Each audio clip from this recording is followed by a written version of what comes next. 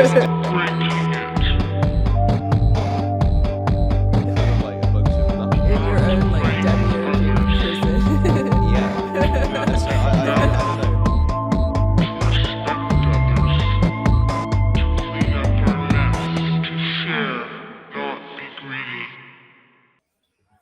There we go. Yeah, there we go. We're recording. Hello and welcome to a new episode of Mystic in the Machine. Today we have Mary Wilde, Freudian cinema cinephile extraordinaire, podcaster, and lecturer. Would you like to tell the audience a little bit more about yourself and just sort of introduce yourself in your own words? Yeah, sure. Thank you so much, Angie and Jake, for having me on your show. I'm a huge fan. It's really an honor to be here. I basically work as a kind of film researcher and lecturer. I run a lecture series at the Freud Museum in London, and I basically apply like psychoanalytic thinking, psychoanalytic theory, and concepts to the practice of film interpretation. So I'm not a film critic at all. I don't at all claim to have like an authoritative voice on any of the films that I talk about. I'm more a cheerleader for like psychoanalysis as a mindset and a kind of approach to culture, to various art forms. And I make the claim that understanding psychoanalysis, specifically Freudian and Lacanian psychoanalysis, can enrich the viewing experience for film lovers. So yeah, that's kind of my shtick. I also I co-host a podcast called Projections Podcast, and we're currently on a hiatus at the moment. But I also run a solo project on Patreon where I produce this type of content. And yeah, that's it. That's what makes your approach so refreshing, is that you don't put yourself up as an authority. You're more so encouraging people to look at film and art through like a interesting psychoanalytic lens, and like it's been so great to get to know your body of work.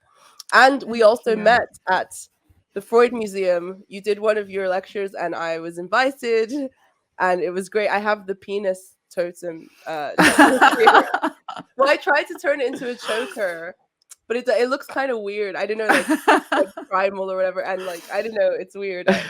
I'm trying to find a socially acceptable way to wear it as jewelry, like earrings. I think an earring would be acceptable. Acceptable. Or like a bracelet. Yeah. Well, here it is though. A bracelet's a bit more discreet for sure. Or if it was like a longer hanging necklace. I feel like a choker penis necklace has a lot of like sexual connotations behind it. It's like got a lot more meaning, and there's so much meme around like choker necklaces about. Yeah, like, Jake said it's haram, and that I wasn't allowed. There's to a meme. it. There's a meme with choker necklaces that is for girls with daddy issues. So I feel like you wearing that from the Freud Museum. It's all just too many layers of metal. Angie, you should wear the choker necklace with that alongside, like layer it with a pearl necklace, then you really get the point across.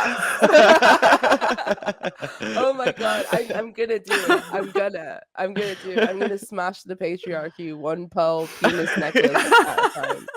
It'll be wonderful. Well, I had a great time at the Ford Museum. It was a Twin Peaks event, and you had cut together this great piece. And like I guess before we dive into the meat of everything, I sort of wanted to ask you a question about Twin Peaks, because we've only ever really looked at it from the schizo, Jungian, spiritual, weirdo perspective. And I wonder what the Freudian, just like your basic Freudian take on Twin Peaks and what's sort of going on in the surface.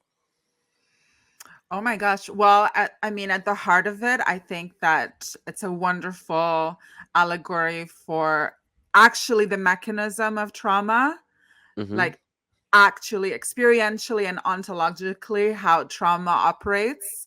And I think it's really, fascinating to see like the evolution of so many of the different characters, but that very centerpiece of it is Laura Palmer and her sexual abuse, and the way that this is represented symbolically through this kind of allegorical figure of Bob. who sort of invades her personal space, creeps into her room.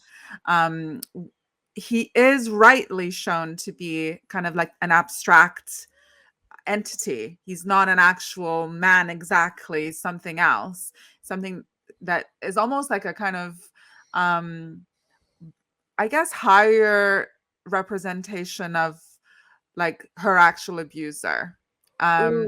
So I really think that Bob is a great like visual symbol for what Lacan calls the real. And this thing that is, it's very difficult to symbolize, hence why it doesn't get integrated into symbolic, into language, into the symbolic order. But Lynch is really good at representing nightmarish images, and Bob is great for that. And I love the story behind Bob because he was just some random guy on the set. Yeah. I love that. I have a question though. What other characters would you say fall into this concept of the real that are sort of similar to Bob? And what other characters can you think of that might like be similar to Bob in that kind of way? I know you may need to think about that question. I would need to think about it. Well, I think actually Lovecraftian monsters are great objects of the real. I'm thinking now of, the Andrei Zhulavsky film Possession, where Isabella Gianni is sort of, she's having an extramarital affair, and it turns out she like fucks this weird monster creature. It's not even a man. It's just some very strange like octopus or something with several tentacles, and he's like, it's like it is actually, because it it has several phalluses. It doesn't just have one phallus, so it's like the worst nightmare for her husband, who is, how the hell is he going to compete with that thing? She can have three-way sex with that thing, like so it's always this thing that is like absurd, but nightmarish. It touches a nerve, psychosexually often. So that's a great example. I think actually a lot of cosmic horror does the real really well. I'm thinking of that brilliant scene in the sci-fi movie Event Horizon, where like they confront that hellish vision. That's the real. That's the real. Yeah. Wow. I've never heard of that Lacanian concept before, or it linked to Lovecraft, but this is definitely why we have you on the podcast. And then also sort of linking the Black Lodge creatures in Twin Peaks to this concept of the real as well. What sort of psychological significance do you think the Black Lodge and Cooper's experience with the denizens of the Black Lodge have? Do you think that they're also representations of the real? Yes, absolutely. In my opinion, the Black Lodge is this wonderful alternate universe that actually gets approximated. It's not fully symbolized. To be symbolized is to be fully integrated into the symbolic order, into language. Hence why so much of what goes on in the Black Lodge doesn't make any sense. It has to remain sort of untenable and untouchable. It's really kind of philosophically remote. Otherwise, if we can start to like explain it away and put signifiers onto it, it ceases to be the real. It actually is just like our regular world. So I think that it's, the Black Lodge is a wonderful Rorschach ink blot, because it makes the viewer conjure up all sorts of subjective associations. It invites so many, like a multitude of interpretations, and that's a good thing. That's like artistically a very productive thing to do, and it's no surprise that Lynch is a master of this, because he's a surrealist. He sits so comfortably within that realm of the inexpressible. And also he was classically trained as an artist as well, so I think he just understands this stuff as like second nature to him. It's very inherent in his work. So much so, and it's quite obvious that he pays close attention to his dream life Yes. as well, because a lot of his like surrealism plays upon dream logic. And I wonder if he did even have a psychoanalytic interest or like background, or if Mark Frost is the one who's kind of bringing all the schizo stuff into it. But it's super fascinating how oh, what happened? Oh God. Oh, sorry, our computer just went up for 2 seconds. Can There you we Okay. still go. see us? Yeah. Okay, great. Sorry. Yeah, I was just saying it's super fascinating how these things tend to come out intuitively, even if artist doesn't necessarily have a background in psychoanalysis. There's still this sort of universal language that kind of works its way into how these really, like you said, unknowable concepts are sort of played around with. What other, if you could think of one more representation of the real outside of like cosmic horror, um Mm-hmm. what would you say? Or even if it's a David Lynch film, another David Lynch piece where you think the real Oh. comes into sort of stark relief. Oh gosh. I've actually mentioned the real many times. A great one is do you guys know Andrei Tarkovsky? I've heard of him, but I've never watched any of his movies. I feel like he does the real in a really unique way because he was a very religious guy. Like he was a devout Christian, and he often, that shone through his work. But sometimes like, so I think especially you, Angie, you would find it very I think you would connect to a lot of his stuff because it's not just pure religious fixation. It's actually bordering on mysticism, so sort of Christian mysticism. Hmm. And sometimes for me, I mean, I'm not religious, but a lot of his representation of mysticism, of something sort of like flirting with the edges of conscious ontology and the world that we recognize and the familiar and everything, and sort of crosses that boundary. To me, it reads like the Lacanian real. I'm thinking of his film Stalker, and his film Mirror. And actually, I feel like I'm going to start naming all his films, but yeah. It's So like a motif in his body of work, basically. yes, Yeah. Stalker, Mirror, The Sacrifice. Okay, but these all still sound like quite like, scary or like bad No, vibed kind of films. You know what I mean? no, they're Would not al- at all. would also like the Holy Mountain fit as the real, because that's also kind of like quite a strange Yes. surreal like representation of spirituality and stuff. It does have obviously links to the real world with like Yes. representations of Jesus and stuff like that, but you gotta have something to symbolize something for you to hold on to at some point. Otherwise, it's just Well, like no. Well, I would disagree. This is precisely the sticking issue. So it's actually that you can't have anything to hold on to. That's the actual conceptual premise of the real. Those Tarkovsky movies that I showed, there's a lot that I talked about. A lot of the scenes in them have sort of situations that are kind of irrational and unnerving, but they're not horror movies. They're not at all. They're sort of like arty kind of dramas. But Tarkovsky plays a lot with, for example, you have like a house which implies structure and shelter, but there will be long takes of a scene in this house where there's rainfall, like it's actually raining indoors, somehow it's like leaking or whatever. This is the real. The real is when the structure that you come to depend on, which is the symbolic order, which is language, which is the collective agreement, the contract that we make with other people, that we understand each other, is dismantled, and we no longer have that as a shelter. It is putting us in a condition where we have to question everything.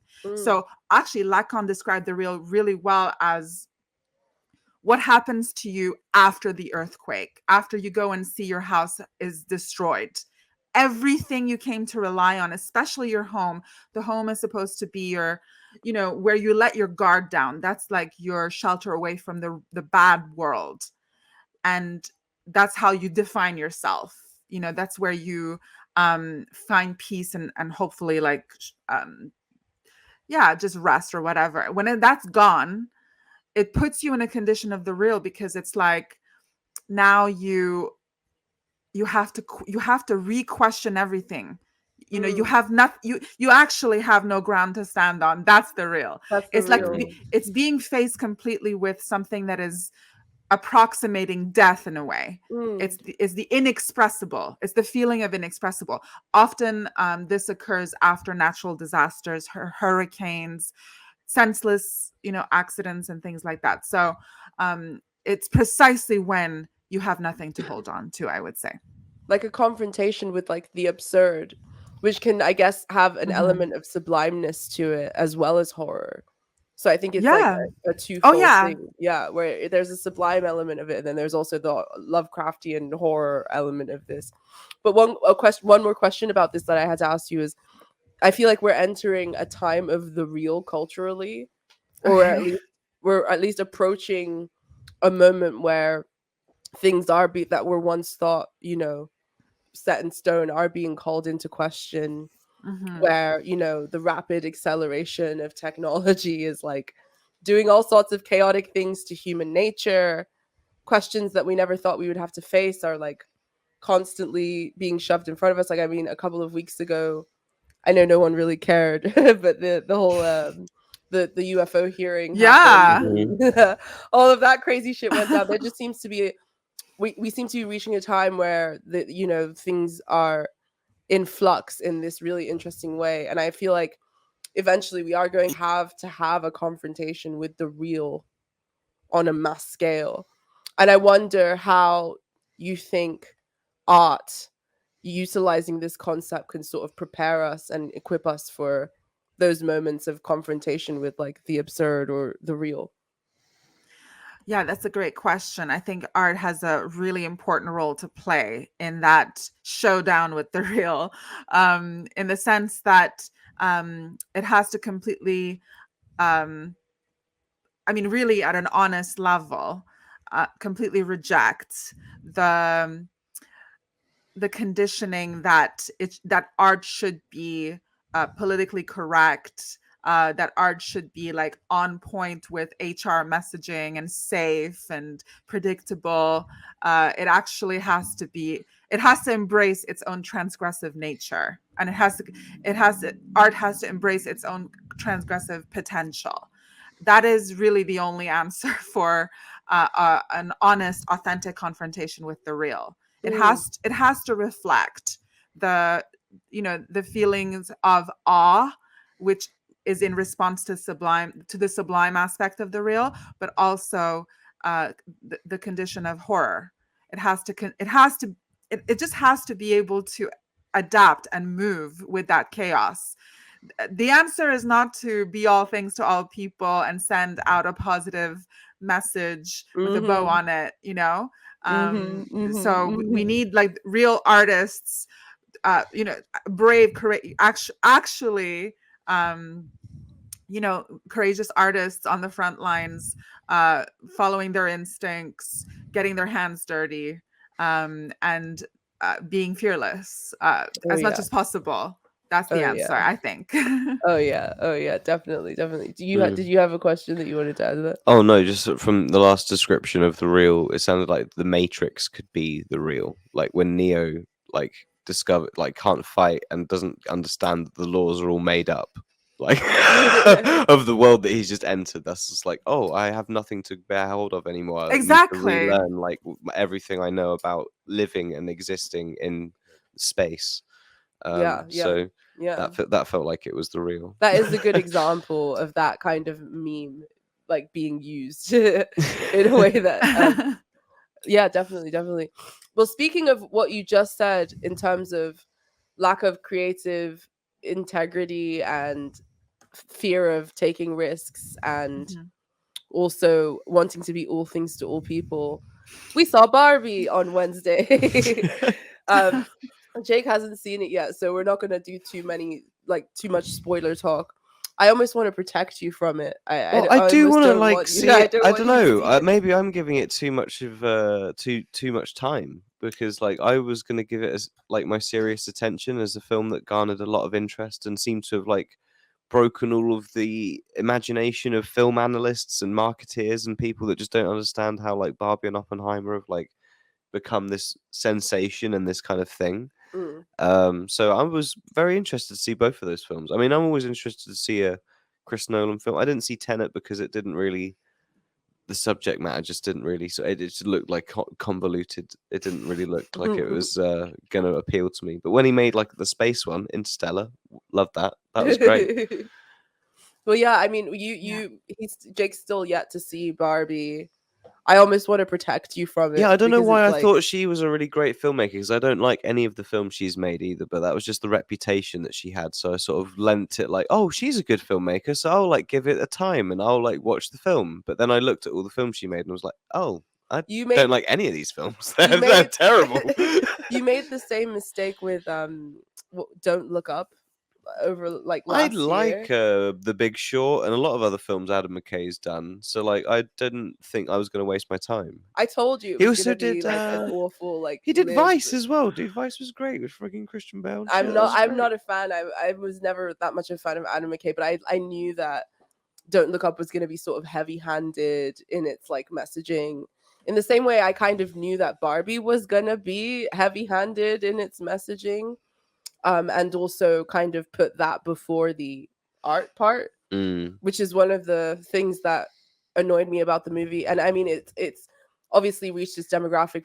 You sent me a picture of Justin Trudeau, and his son. Is it his son or who is it? Yeah, it's his Is son. that his son? Yeah, they're wearing pink and they're like, happy to see the Barbie movie. And like most of the people who have been, over the moon about it have been that kind of like milieu of human being. That's the nicest way, the most polite way I can think of putting it. Good liberals. Yeah, good, liberals. That have all the correct opinions. Yeah, and toe the cultural line. And it's a shame to see again this sort of mild, like you said, safe way of approaching cultural topics being centered instead of people attempting to confront the real. And I think a place that it could be interesting to confront the real would be within gender dynamics. And I think that maybe there could have been an opportunity to do that wasn't this, like in this way.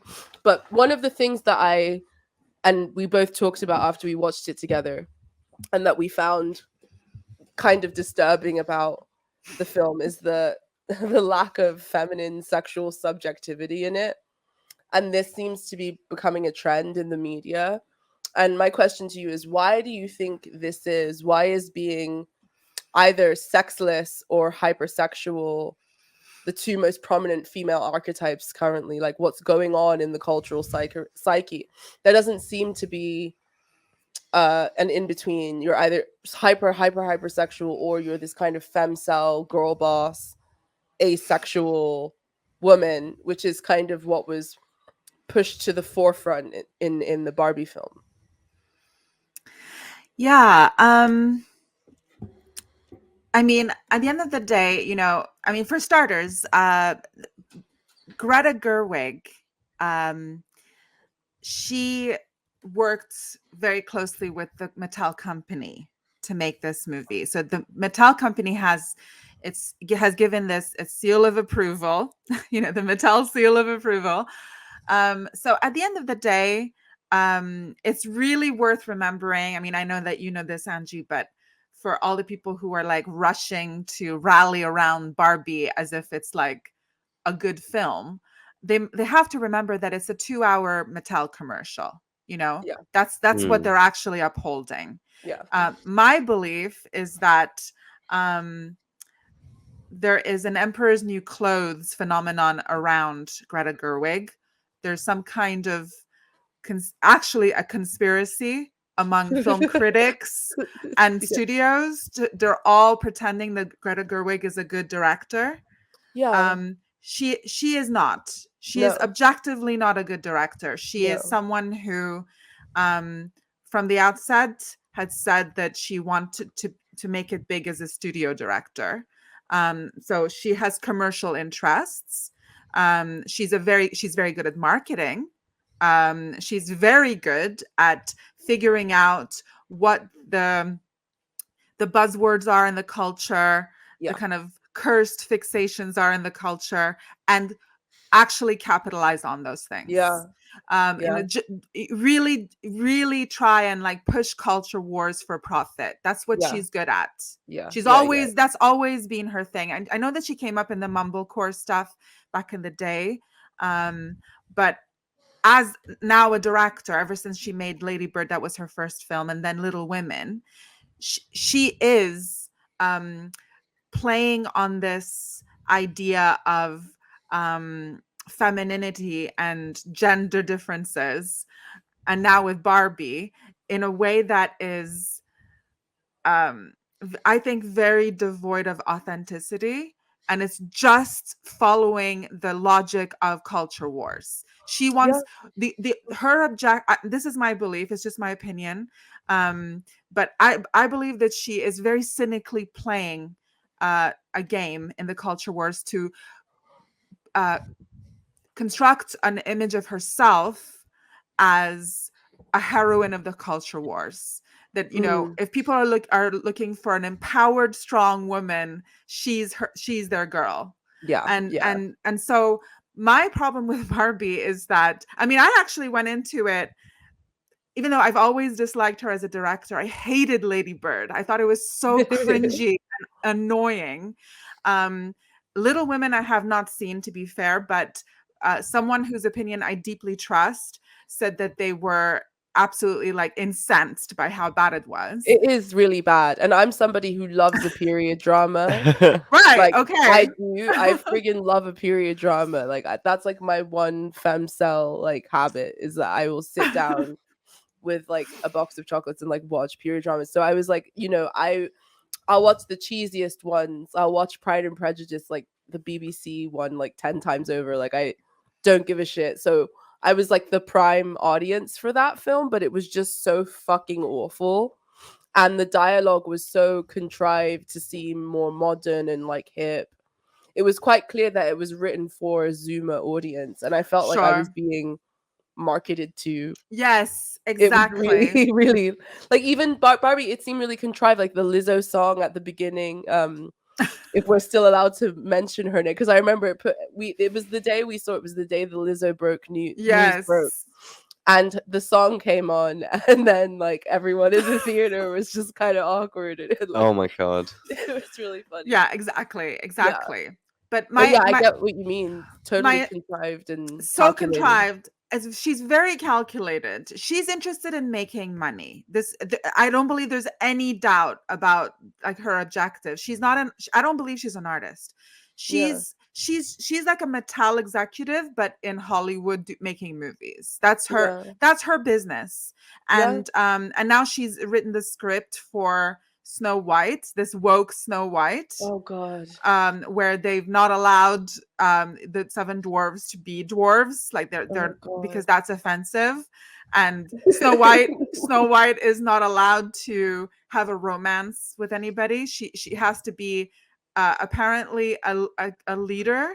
Like that's how it's being pitched, that she's a great leader. Like she's like Hillary Clinton, but like Snow White. It's like so weird. Hey, I don't like Greta Gerwig, but I'm not going to blame her on there not being any dwarfs in Snow White, because I saw that Peter Dinklage got really upset about the idea that they were going to do Snow White again. It's like, oh my god, you're going to trail out this like old story that's like so offensive to like all, like, you know, people like me. I can't believe you would do this. And I think it's because he's trying to steal all the little people roles for himself, and he doesn't want there to be a 7 other famous actor little people that will be brought up by being in a massive Disney film. No, there can only be Peter Dinklage. and so he found it entirely offensive. Everybody else I've seen is just like, dude, why would you like find take that the offensive. That's opportunity really away from that- poor. that's So- terrible. So But he's just- Peter Dinklage is trying to monopolize the little people industrial complex. Pretty much. Yes, Pretty he's much. trying to become the one in Hollywood. He's And they one of can- one. He's one of Yeah, one. so that if there is the role that comes up, obviously it goes To straight be honest, to if I Peter. was the only black person in Hollywood, I would do the same thing. If you were Laurence Olivier, Yeah, you would be. Yeah, I would be like, no other bitches are allowed to come up. That's hilarious. That's so funny. Also, I have another problematic thing to say before you continue. I actually think this is why I prefer Sofia Coppola to Greta Gerwig. We talked about this, but I think it's because she's an aristocrat. Don't get me wrong. Before people get mad at me, she's an aristocrat. She doesn't have to try so fucking hard and be all graspy and contrived for money. Like her dad is literally fucking Francis Ford Coppola. She can just make films for the fun of it and make them stupid and subjectively feminine and unapologetically like empty-headed and gorgeous, but also profound in this sort of moody feminine way. Yeah. And I think the reason she can do that is because she's an aristocrat. She can sort of relax into that kind of feminine, I guess, energy in that sense. Whereas someone like Greta, I'm guessing is middle class, upper middle class, but not didn't grow up comfortably wealthy to the point where she didn't have to be a graspy. And that's why she's like needing them Mattel yeah, checks. doing them. I don't think Sofia Coppola would do it. I think she'd think it was beneath her because like I said, she's like an aristocrat. Yes, exactly. This is actually a great argument for Nepo babies. Like this is when the Nepo baby actually has like some benefits for society because the artist who's being financed by their rich dad is pure, it might actually just be purely expressing a subjective artistic desire as opposed to needing to be calculating, needing to be shady and with sponsorships and all this crap. All of those different forces that come and dilute the original art. Whereas obviously this doesn't apply to all Nepo babies. Not all Nepo babies are talented like Sofia Coppola. That's just a great coincidence that she's happens to be so sensitive and with a great original vision of her own, and talented in her own right. But at least in her case, she didn't have to do, she didn't have to have Mattel sponsor like Marie Antoinette or something. She would never. Our girl would never. I'm sorry. Absolutely not. Like, no. There were only us povos would like do shit like that because we like are hungry and afraid of and insecure and everything. We need the bread. But she doesn't need the fucking bread. So I guess in a sense there is a sort there is a sort of purity to it in that sense. But then also back to the whole lack of feminine sexual desire and like subjectivity. Snow White, no sex, no romance. Romance is haram. Romance is disallowed. Well, even beauty is haram in the Snow White world now because fairest doesn't mean like pretty or you don't fair think the skin. girl is pretty? No, fairest now means most just.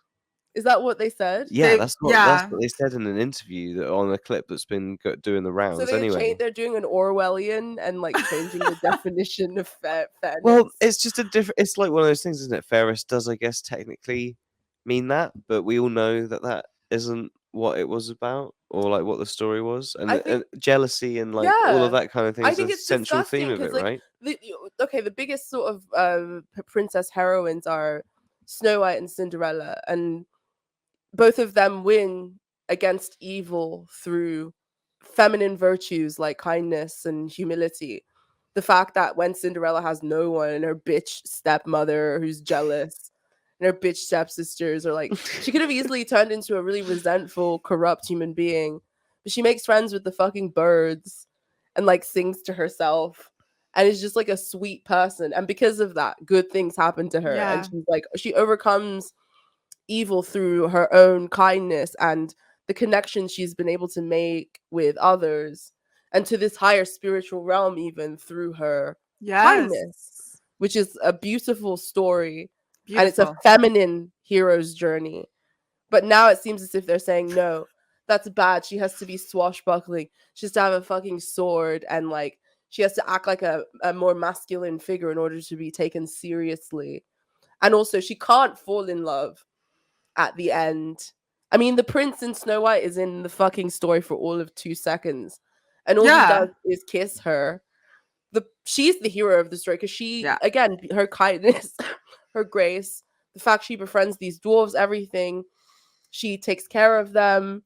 They protect her. This is what saves her from the jealousy and the malice of her evil stepmother. And all women go through this, where we've experienced jealousy, we've experienced hatred, because women's antisocial behavior kind of manifests differently. And as a girl who was bullied growing up, like those stories meant everything to me, and they're part of why I chose to meet that kind of adversity with kindness rather than like hatred and resentment, and to just try and be kind to people around me. Why is that such a fucking bad lesson?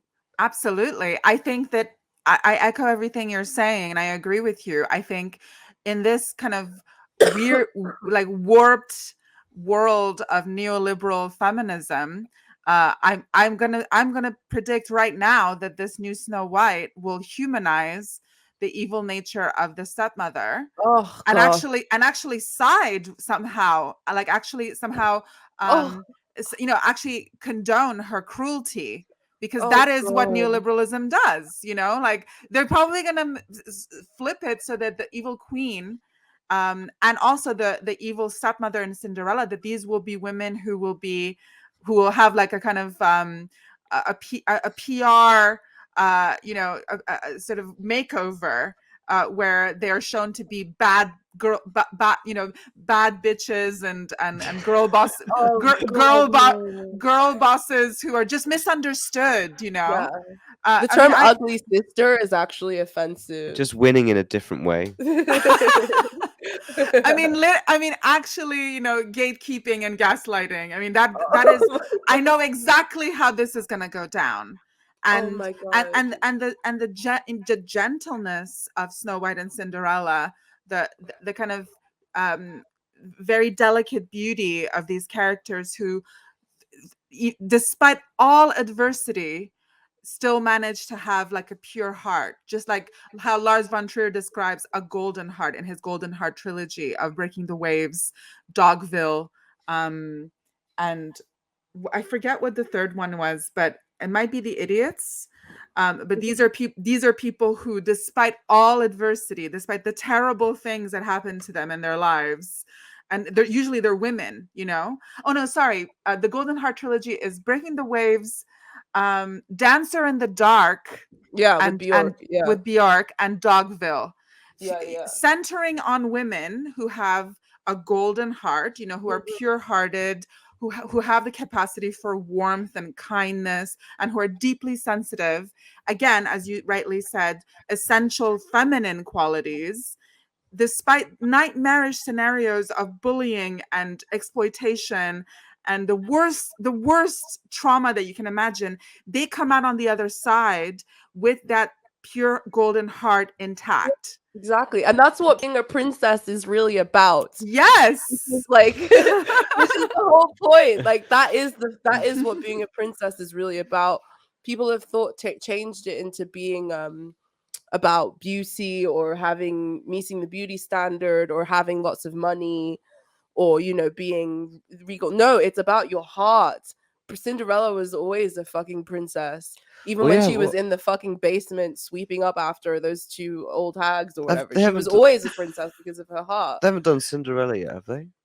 They have. I don't know. They did do a live action remake, but I didn't see it. It's not like one of these neolib feminist style makeovers, but I'm sure that's in the pipeline. I'm sure they're waiting to do it. The prince searching for her, and they're like the whole connection with that's the whole point of the whole story, right? Well, no, the prince is the fucking constellation prize. He's part of what her reward is, in that sense. He's not really that integral to the story.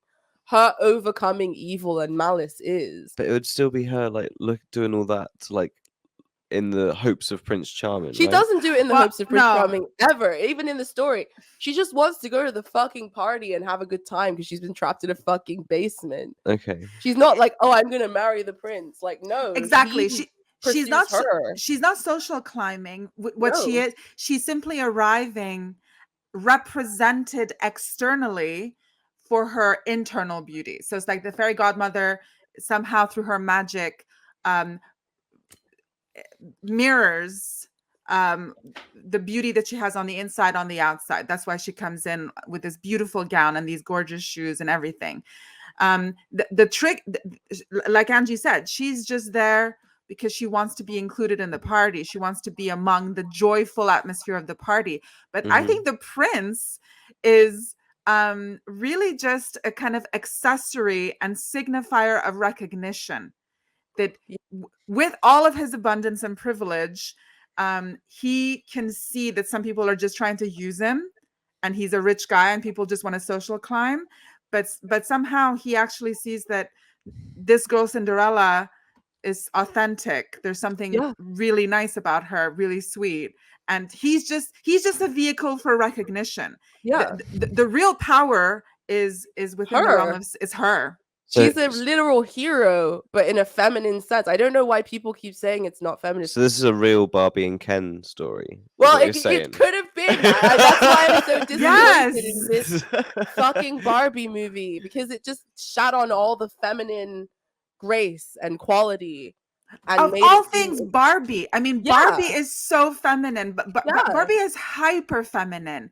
They could have done something so wonderful with this movie. Instead, they turned Barbie into what is essentially, I think the whole movie, truthfully, is like, if it hadn't been for this extremely aggressive marketing campaign on the part of Mattel and Warner Brothers, the way that they crammed this movie down our throats every single day for like months and pumped people full of advertising and kind of frankly brainwashed them into wanting to watch this movie. If it were not for that ridiculous, insanely absurd advertising campaign, we would see this film for what it really is, which is a glorified, like one of the kind of shoddy Black Mirror episodes that people are like, whatever, like 3 out of 10.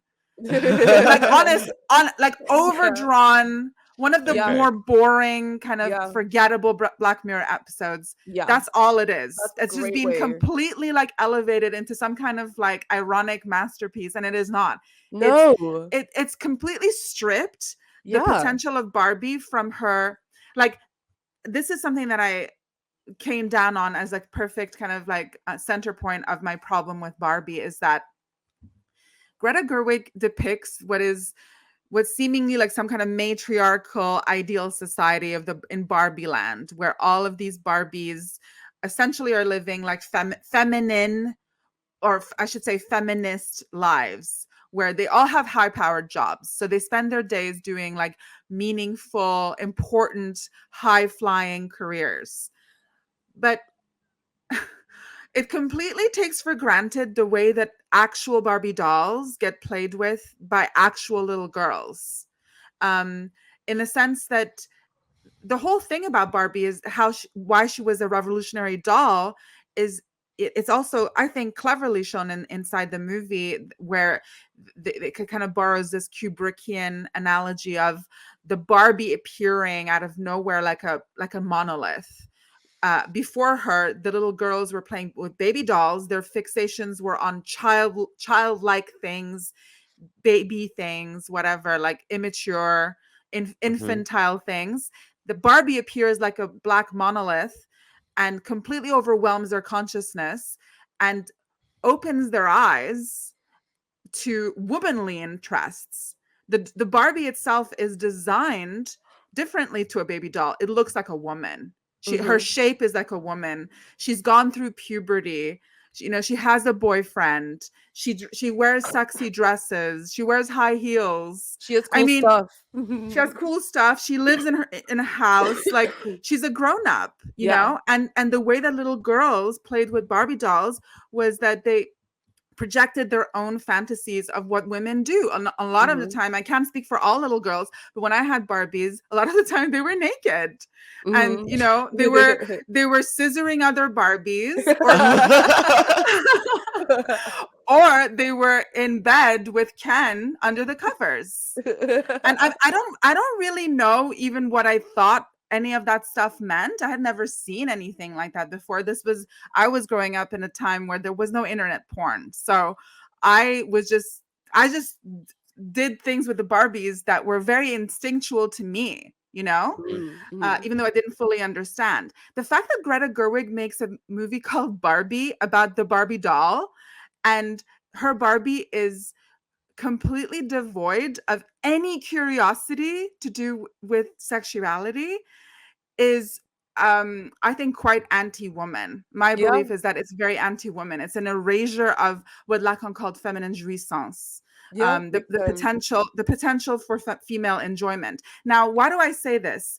Because if she wanted to avoid sexuality completely because it's a Mattel commercial, I understand that logic.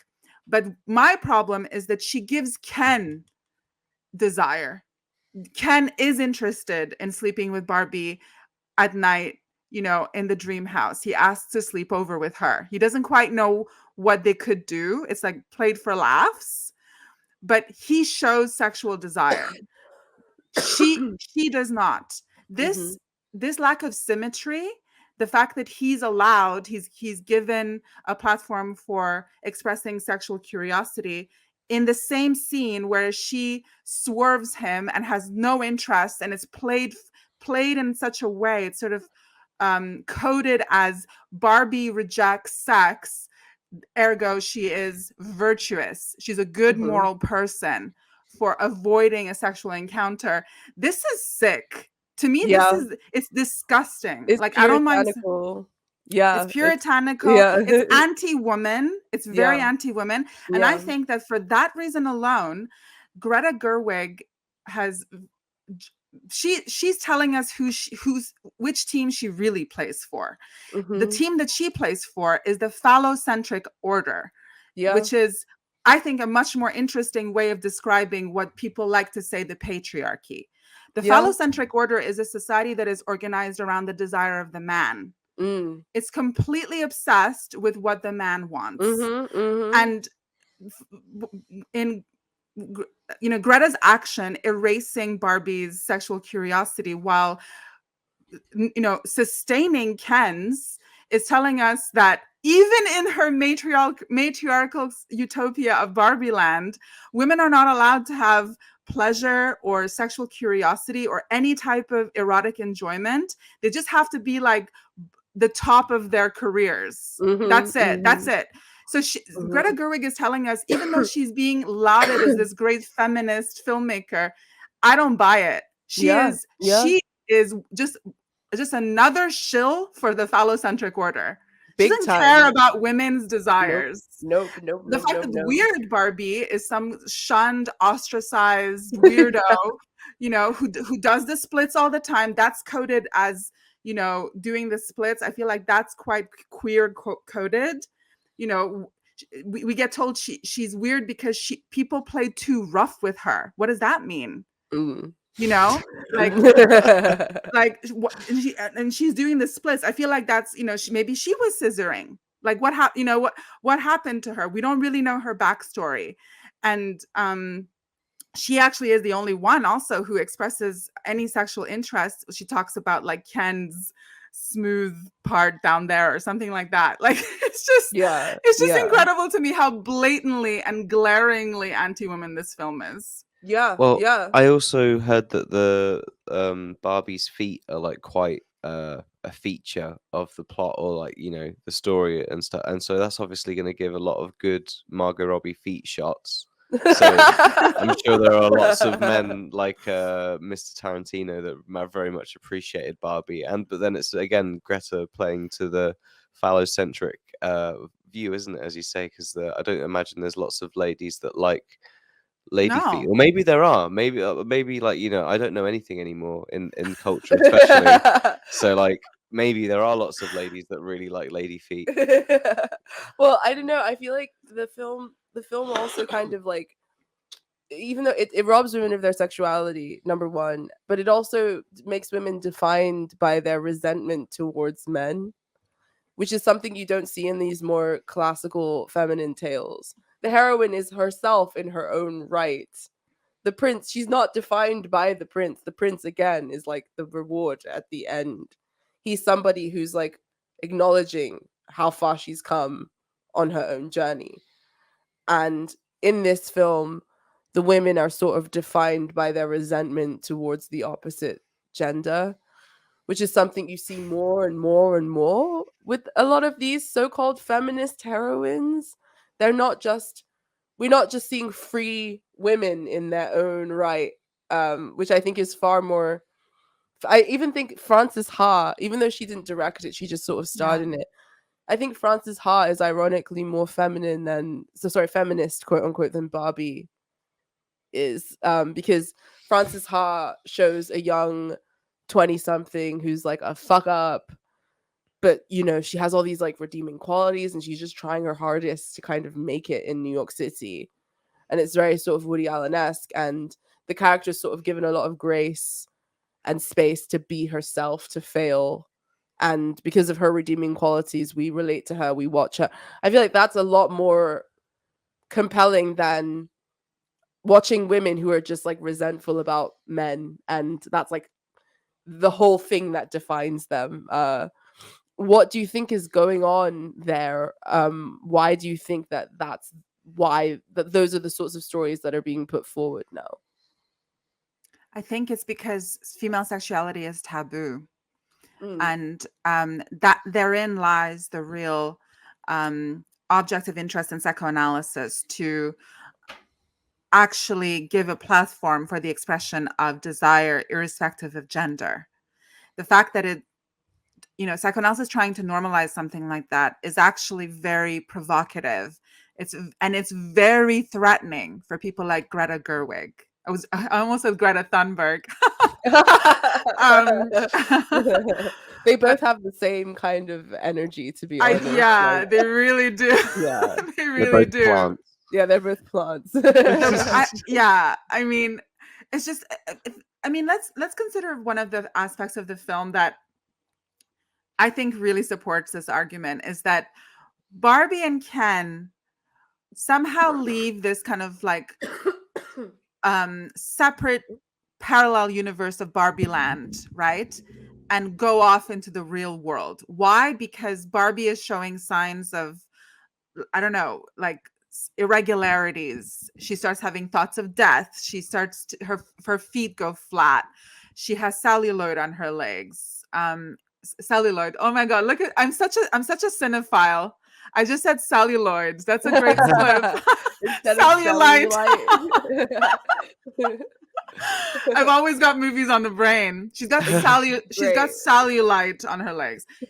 So she's told that she has to go and find the girl playing with her in the real world and figure out, why is this happening to her? Because apparently there's some type of continuum that connects the Barbie dolls to the girls that play with them in the real world. And this tether that connects them exists, and she has to go and find her girl, and figure out what's going on. Especially disturbing to her are thoughts of death and mortality, which are new to Barbie, and she needs to figure out what's up.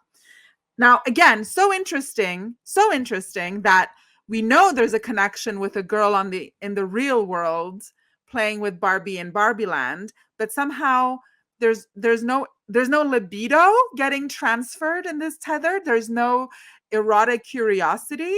Like, everything else is fine. And in psychoanalysis, look for the thing you're not allowed to talk about. Look for the thing that's taboo. Therein lies your problem. That's what you need to actually confront.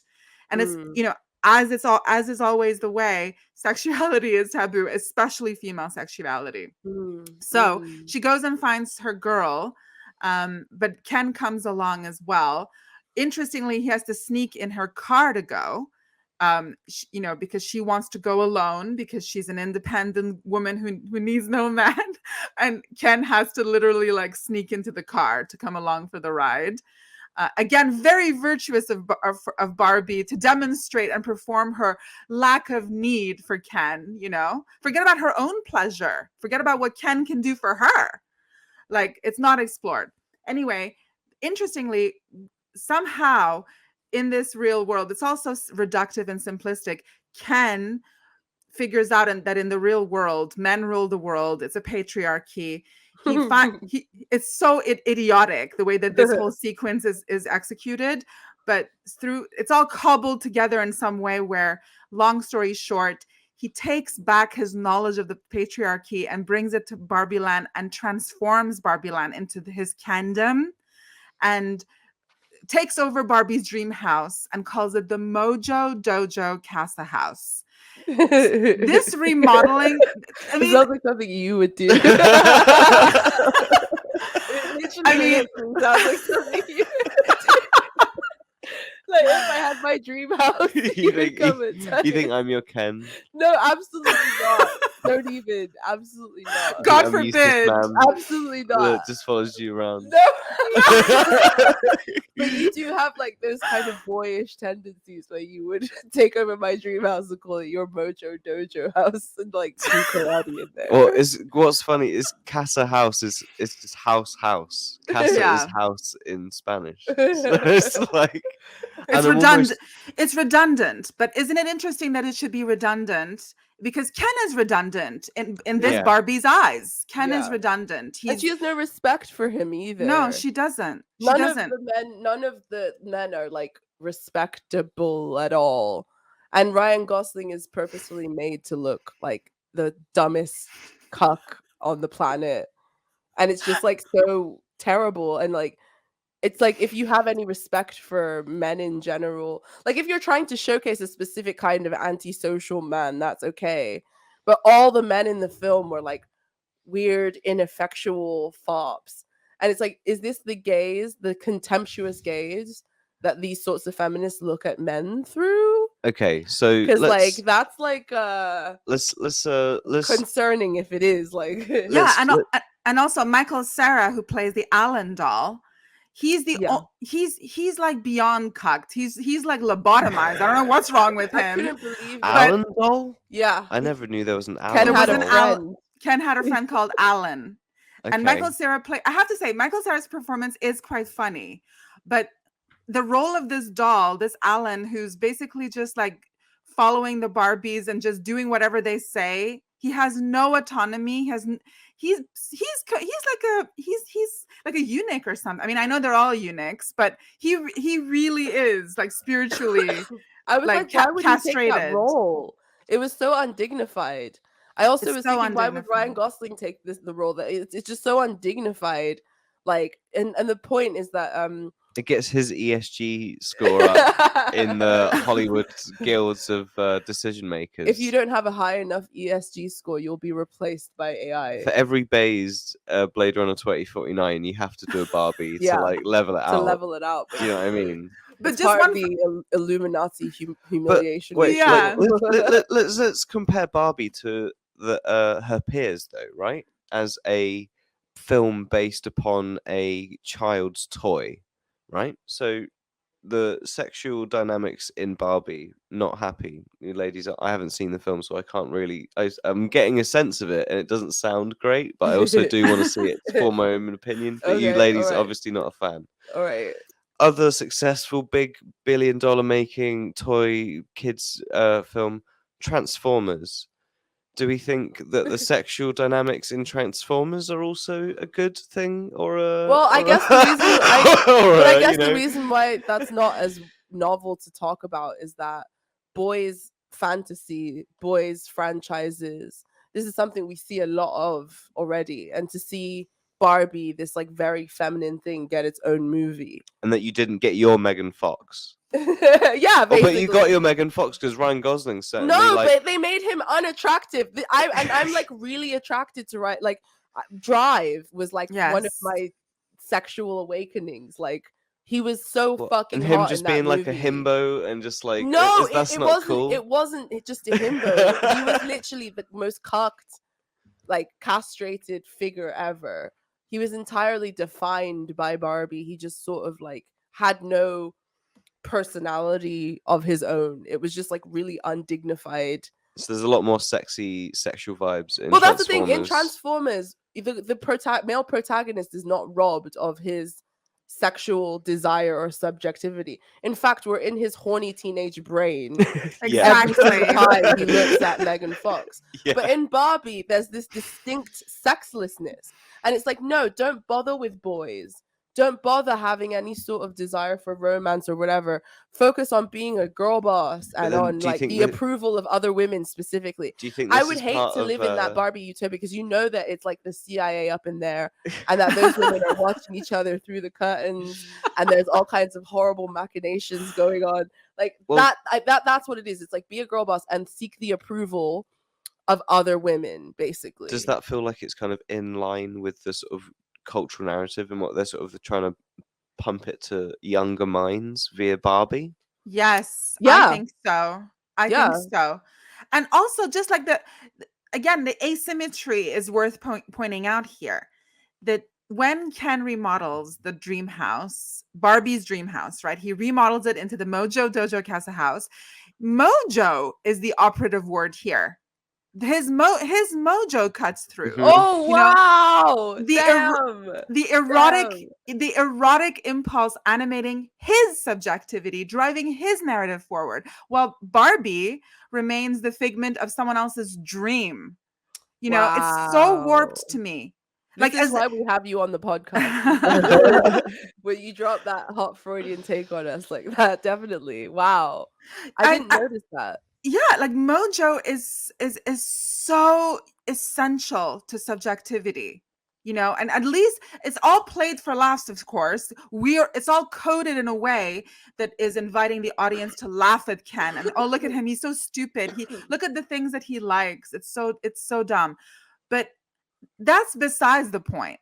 You know, the fact that it's aesthetically whatever questionable and the fact that, you know, he's doing things that of course are coded as anti-feminist, it doesn't matter. It's the fact that his desire is actually given license to operate.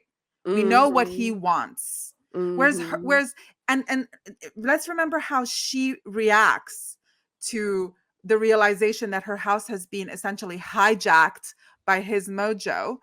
She just collapses on the side of the road and just falls over like a mannequin. Yeah. Like she really has no mojo. There's nothing there. She's a zombie. No libido. She's no libido. She's just pure mortification. She's an impotent person. You know, and it's not sad because Margot Robbie is not that. No. And I felt like this movie did her dirty because she's like this beautiful, vibrant bombshell. And the whole time she's just like apologizing for being that and being super lame and shit. And I think it's that Greta Gerwig there like viciously writing like I don't know, female psychology is like messed up. We're not okay. We need help. It's too taboo. Like Ken is created with the capacity for desire. This is intentional in Gerwig's film. But why wasn't the same courtesy given to Barbie? You know, it's the omission is anti-woman. Because the dolls are acting out human impulses, and yet horniness is barred from Barbie.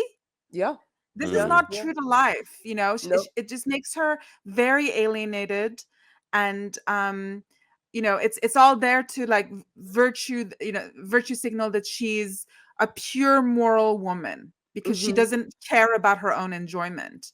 No, enjoyment is central to subjectivity.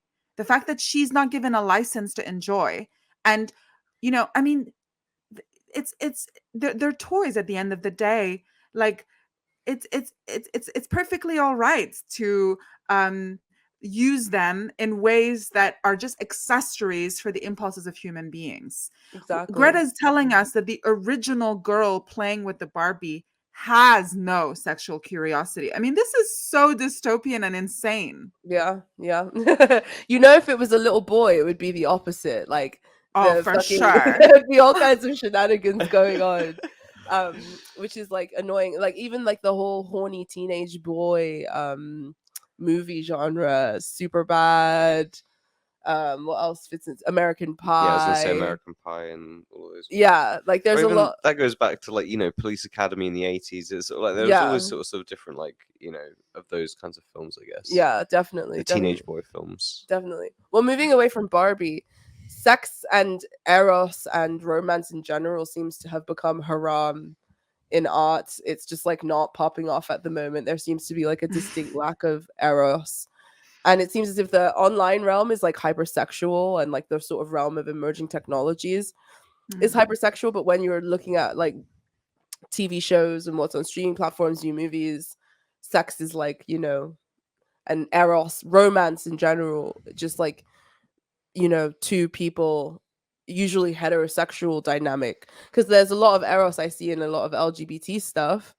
But when it specifically comes to heterosexuals, we're either at odds with each other, we don't need each other, we're girl bosses, we're alpha males, we're John Wicks, we're all kinds of things, we're Sigma males. Why do you think that this distinct lack of eros is becoming the case? And what does it say about where we're at culturally? Do you think it's due to this repression of feminine subjectivity and desire? Do you think that that repression causes a lack of eros, or do you think there are deeper dimensions to it? I do think that it's just a perpetuation of the same old taboo, which is extremely interested in blocking female libido. And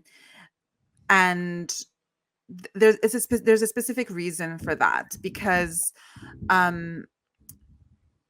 least like psychoanalytically, feminine pleasure. Jake's gonna get a drink. Sorry. Of Go course, on. no Keep going. problem. Keep going. At least in, psychoanalytically speaking, feminine Mhm. pleasure and female anatomy itself functions very differently from the phallus. Mhm. The phallus operates on the logic of rising and falling. Once it climaxes, it stops working. Mhm. Female anatomy doesn't function like that. It has its Mhm. own, kind of operational principle. It has, it simply follows a different logic. And because of the seemingly, let's say theoretically, endless number of climaxes that can be had by women in a sexual situation, a sexual context, this I believe, and certainly, I'm following in the tradition of Lacanian psychoanalysis here, is perceived as a threat by the phallocentric order. Mm. The functional operational differences of anatomies, that discrepancy in the potential for and the capacity for enjoyment is perceived as a threat. It is viewed with suspicion, and the real capacity for female sexual power is therefore suppressed intentionally and very consciously, because it can't be allowed to fully be expressed in a culture that is organized around male desire. Mm. Mm. So I Mm. think that a lot of people are complicit in this, namely, Greta Gerwig, and it, the goal becomes to to perpetuate a lie, about female desire and sexuality. The goal becomes to cover that in shame, Mm.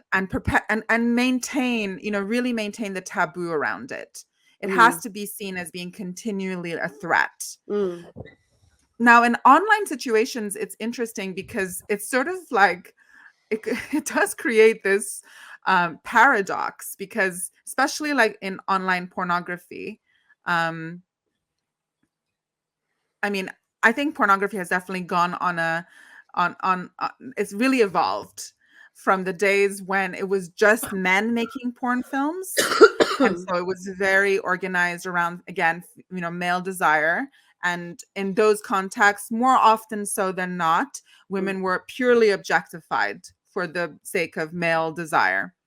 But I have noticed a difference now with more female creators, Female performers, female directors of porn, female producers of porn, and just webcam girls, just people like it's like social media. Like Pornhub has become like a social media. People are just uploading their own content. OnlyFans is certainly operating like that.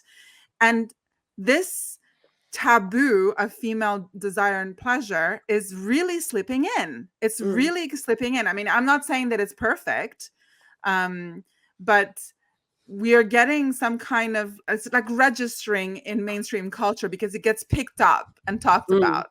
So like the secret's out, and I personally find that really fascinating. I mean, I'm not really one to encourage an overconsumption of pornography. I don't think that is psychically healthy. I think it's more interesting and productive to view pornography as what is possible, like showing us the parameters of what is possible and trying to like materialize and manifest that for yourself IRL, and don't just view for pleasure and that's the end of your sexual expression. I think that's wrong. But I think the discrepancy and the paradox is fascinating to me. I mean, even just going for a moment back to Barbie, it is really interesting how that movie ends, because now Barbie has transformed into a real woman in the final sequence of the film. Sorry, Jake, that's a huge spoiler for you. Cool. And it's all like this suspense is built up about what she's gonna do first. And she goes to see a gynecologist. So we now understand that she's no longer just a doll. She has all the, parts of a woman. She has the anatomy of a woman. But isn't it interesting that it should be a gynecologist? Like it's framed as a medical issue. Her anatomy can really only be talked about in the context of a medical, medical situation. She needs to be examined for her health. It's not, she's not going to like a Tinder hookup. She's not going, she's not meeting a guy at a bar or using a sex toy on herself. It's once again, the appropriate, proper way to talk about female sexuality. There's no desire there. She's still just kind of dead behind the eyes when she goes to see the gynecologist.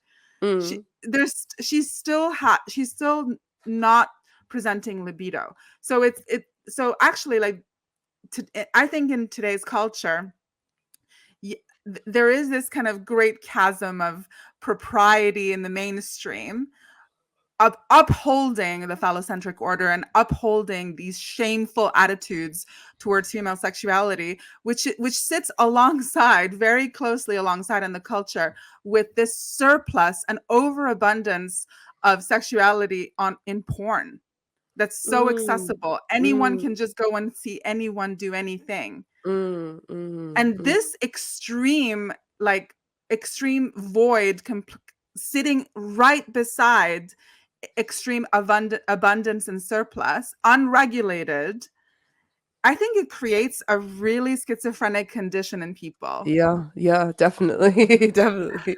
I know what you mean, unregulated. However, I mean, what does regulated look like? Does that look like the CCP saying you can only watch 20 minutes of porn a week? Or like, I don't like the idea of what that looked like. Regulated, that would be really weird. No, I don't mean like government regulated or like media regulated at all. I know this. But you bring up a good point. It is worth talking about. I just mean self-regulated. Yeah, that's the point, right? I just think it's very I'm gonna need to I don't know, or are we just rats? That's kind of like what it comes down to at the end of the day, right? Like there's that experiment where they had the cocaine water and normal water, and they just kept drinking the cocaine water until they died because it was just amazing. And it's like, oh, are we just like that?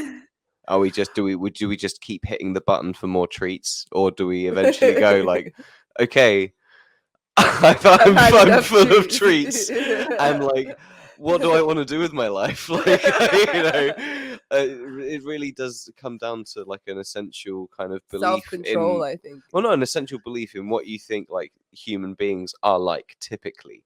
if you typically think they'll just keep hitting the button, or if you typically think with the right environment and encouragement that they will like seek a higher purpose and like try and do something with their life. You know, Well, and that, I feel like that's yeah. always the distinction between someone that would be like conservative and someone that would be not vote conservative, would be someone that would view someone that just wants to hit that we just are rats and we just hit the button, and so we need to be constrained and controlled in this I think way. putting it down to voting between No, the but it's shitty like party it's not systems like is shitty party system. It's more of like it's more like where would you fall like mentally or like, you know, philosophically or whatever. Like it tends to be that way. I mean, my view on that, because you it is a really valid point. My view on that is that this is something that needs to be brought into the, you know, actual education of young people, you know, in a very honest and authentic way. The fact that all of us can become compulsive in the things that we do, you know, so it's very, very tempting and it's very seductive to go and find something that you really enjoy and overindulge. And this is true for everything. This is it's why it gets called a vice, because it's something that you enjoy, but it's actually not good for you, you know. So but we're not it's the easiest option with least resistance, right? To then like exactly. not putting yourself out there and like trying to find like a girlfriend or boyfriend or whatever and like actually form a connection. That's like really hard, especially filtering through, you know, social media and like horrible dating apps and stuff. So the path of least resistance is to boot up Pornhub and log into the social media site for your penis and you know. Yeah, exactly. Social media site for your penis. I love that line. I should be getting a job in advertising. Pornhub, you could be sponsoring this bloody podcast. Yes. Yeah, definitely get that sweet Pornhub money. No, but seriously, like that is a really good point. Just everyone is doing it, but they're doing it in the shadows. They're doing it compulsively, and they're getting porn sick. You know? Well, that's very true. I hate to worry you, but I feel like the internet is actually going to come inside your head like pretty soon. Like not as far away as you think it's probably. Oh my God. Is. And then like, you know, you talk about regulation and what you can do and like hitting the button and stuff. Like then there's no screen, there's nowhere you need to go, there's ultimate privacy. Like you can just be browsing, doing whatever you want in your mind 24/7 if you want it to be. So like, you know, it's really gonna you know, the emphasis then really has to be on making a positive environment to sort of like not have people lured into doing that and just like looking into space because they're actually on the internet in their head or some like whatever, you know, phoneless interface becomes the kind of norm. But like that definitely seems the push with like all the research they're doing with like you know, the brain plant thingy. What was it? Neuralink. Oh yeah. Kind of stuff. Oh my gosh. So because they're already like sending messages to each other and all that kind of thing just through that stuff. So it's only like a matter of time until that will become essentially the way that you experience the internet. So it's not even just like you know, there's no physical barrier there anymore. It's just instantaneous. And I feel like you know, you'll gratify yourself at the speed of thought. And that is what people will just be coming in their pants as they're like walking around. Mate, literally gross. That is quite possible. That's disgusting. Like that you could be that compulsive. I can imagine that someone would be that compulsive that they would wear like and you know what, everybody in society while they're out and about, so everybody in society will allow it to become that degenerate because they'll be like, yeah, of course, wouldn't you want to just like walk down the street and come as well? Like like it will just keep getting lower and lower. Oh my gosh. You know, I didn't know. I can't, like, that's like Videodrome levels of overstimulation. If I just read too much Philip K. Dick, yeah, like reading too many dystopian futures and nothing seems impossible. I think Videodrome is a great film that shows the consequences of this sort of overstimulation, and I think you're 100% right from a psychoanalysis perspective, saying that we push these things into the dark instead of just saying, hey, this is an aspect of human nature and society, let's learn how to navigate it responsibly. We're like, yeah, responsibly, actually responsibly, and with care, yeah, not in a kind of regressive way, not in a yeah, way that becomes obsessive and compulsive, yeah, not in a way that is actually just self-harm at the end of the harm, day, exactly. you Not know. in a way where you're like staring at the girl that's serving you your Starbucks in the morning, and then it generates deep fake porn of her that you come in your Oh my pants before God. she's even handed you a coffee. Like, not like that. Oh my God. That'd be so disturbing, knowing Oh that my you could be God. walking past anyone and they could like deep fake you with like huge like anime tits or whatever. Bang. They And I've just- already seen everything. You just get, like, computer enhanced. I've already seen enhanced everything you. in exactly the flavor of the way I want to see everything. Oh my God. Like, Oh So, God. you know. I don't know why, but I just find that scenario really funny. Like it's obviously it's extremely nightmarish and uncanny and like horrifying, but I just can't help but think it's extremely comical. It's like It is. It is. You're like, this business meeting just got sexier. like, you know, when Oh they my tell you like if you have to do public speaking, if you're nervous, just imagine everyone is in their underwear. Like this. Yeah. We can make that literally true. Oh my God. Oh my God. Oh my God, it's so Oh, man. funny. Oh man. But no, I totally agree with you that like the fact that we repress it and push it into the dark is what makes it manifest in obsession and compulsion. Maybe if we did have a more responsible and literate culture, there would be a lot less obsession and compulsion when it comes to this. But yeah, I think also the decoupling of sex and like love is also, and I don't think they should always be coupled, but the fact that we've seen such a dramatic decoupling of those two concepts also plays a role. Like we're seeing a lot less romance, while at the Mm. same time we're oversaturated in like graphic sexuality in that sense. And I think maybe that's why romance is less shown in film. People get that libidinal rush now from culture war instead of the prospect Wow. of, you know, these people coming together and the excitement, and that all seems like, you know, nothing compared to culture war and like getting your pound of flesh from culture war. I think it's like being romantic is seen as like cheesy and lame, and being a bad bitch is like cool and based. So it comes down to be as simple as that, I think. I think it's sad. What do you Yeah. think about romance specifically? I love how you put it that, you know, the new romance is having gender like gender-based encounters in the culture war. Like that is the new libidinal exchange. Yeah. It's- Yeah, you're not being courted or seduced or romantically, you know, pulled in a certain direction. You're arguing with somebody on Twitter about feminism. Like Yeah. it's just like this is this is what has become libidinally charged. This is actually what is animating people today.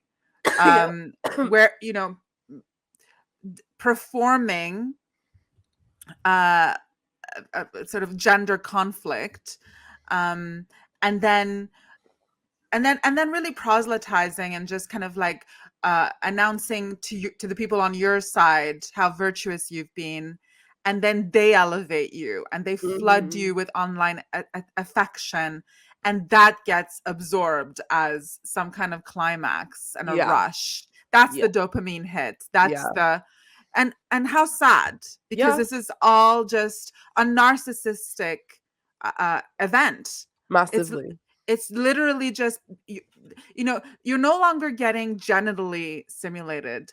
You're getting your ego fluffed. Yeah, pretty much. That's all. Pretty much, Like pretty much. there is no hardening or you know, like engorgement of the sex. It's a hardening and engorgement of your public persona. Oh my God. Everyone's walking around with their genitals out. It's like really It's crazy. What were No, you but gonna this is say? it. They're not. That's it. They're not with their genitals out. They're impotent. Yeah, they're impotent because their persona has become their genitals instead of their actual Exactly. genitals. Their ego is. Yeah. I mean, they're now dickheads in a different way. You know. Exactly. Were you Oh gonna my say god. something? No.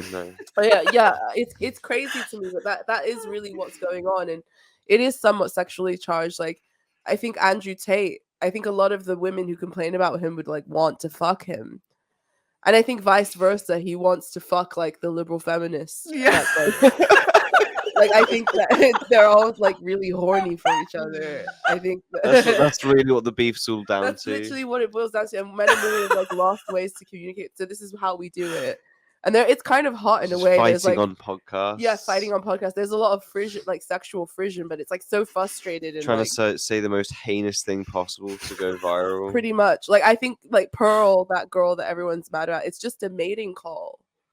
Like someone said that her whole persona is how mid girls thirst trap. And I was like, that's like actually kind of accurate, even though it's mean. Like her whole like pick me thing is literally the way that girls who know they can't get attention through their looks on the internet get male validation. And it's sad because it's literally just a mating call. I think, like, sorry about that. I had to go chew a clove. That's like my witchy technique for getting rid of coughs. Sorry about No that. worries. Okay. I can smell it. Could you smell I can it? smell the clove. All right. Where did we leave off? Well, I was just gonna say, just following up on what you last said, I was gonna say that now kind of, performing these differences online for attention Mhm. and triggering your enemies or whatever, this is the new foreplay. Yeah. But yeah. and it leads nowhere. It leads No. erotically nowhere. It's like it's just a brick wall. Yeah, pretty much. And that's why they have to jack off. That's why they have to jack off. Yeah, exactly. Yeah. It's the perfect formula of creating a problem, a real social problem of the way human beings interact with each other, and then also giving, through easy access to porn, the solution for all of that pent up rage and frustration just gets channeled into this other place. Wow. I really think that's how it's being structured. Yeah. I think you're spot on there. It sounds like an op, like a CIA. Well, I was just about to say, fucking- putting your tinfoil hat on and sort of like understanding that there are like these big conglomerates and like weird elite groups like the Club of Rome and stuff that are like their whole idea is to stem world population growth. Mm-hmm. Having some sort of psychological operation that perfectly atomized people to get to probably an age where it's all of a sudden too late to start trying, I need to have a baby, or I don't even want to have a baby. That entire thought is completely expunged from my mind just because of the entire cost of life and everything else, let alone the way that your sexuality has been warped through this like weird, like semi-political internet social foreplay, maximized then with and solidified with whatever weird fetish you've read about on that weird social media site that day. Yeah. And you've made sure you've been and searched that and jacked off to it twice before you go to bed to make sure that you're going to stay atomized forever. And then you also watch movies like Barbie in your spare time. It does sort of like, it definitely doesn't seem like a total coincidence, does it? It's sort of like when you put it in that way, it doesn't seem very nice. What do you think of the schizo element of it, Mary? Or do you think there's any schizo element of it at all? No, I think that it's very convenient. Like the way, the pipeline of the way people are moving online seems awfully convenient. It's not like anyone is strong arming you to do any of these things. People are just feeling compulsively pulled in these directions. And I think there must have been some kind of thought into the design of these behaviors. I feel like I don't think it is far off to imagine that there was some premeditated thought there. Like how to engineer, society using the internet. I think the internet has definitely been a massive experiment for social engineering. social engineering, especially within the like in the social media era of the internet, more so than ever. I think that it was a way more cowboy, like back in the kind of mid 90s to kind of maybe like up to about 2010, and then Facebook came and kaboom, baby, it really changed the game. Yeah, And the man. whole face of the internet and what it was used for it didn't totally change, but it kind of just it changed in this very subtle way that nobody ever really noticed or thought too much about, apart from probably people you thought were too online at the time, being like, oh my god, man, they're gonna get rid of all the forums, everybody's gonna be on this fucking Facebook thing, it's gonna suck, we need to be decentralized, listen to me. And then no one listens. And now Alex Jones saw it before anyone else, though. That's exactly why he kept Infowars.com going. It is, though. And It is still going strong to this day. It is.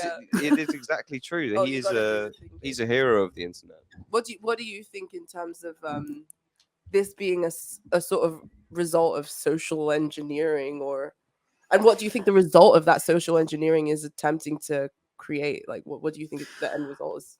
I think that to be a human being, to be a sentient organism, is to have sexual motivation. I mean, at the end of the day, I'm a Freudian. I'm going to think that that the sexual impulse is a key driver of human behavior. Now, I can tell you, as I'm a Gen Xer, and when I was a small child, there was no internet. But when I was a teenager, that's when the internet became normalized and popularized, and it was in every household. And I was like a late teenager when I first went online. In those days, it looked very different to how it looks now. But I can tell you, as a 17-year-old, what the first thing that I did on the internet, and that is to go in a chat room and talk to guys. Yeah. And that was my first impulse, and especially because when I grew up in a very strict household where I wasn't allowed to do anything. So I literally was the first like femcel on the internet, I wasn't allowed to have a boyfriend. I wasn't allowed to do anything like that or socialize with my peer group. So I was that like lonely sort of kid on the internet. And the first thing I did was go into a chat room to talk specifically to guys. I didn't want to talk to girls. And I didn't want to have like a friendly chat with guys. Already in those very early days of the internet, that chat room that I was in was just people talking about their sex lives and their sex fantasies.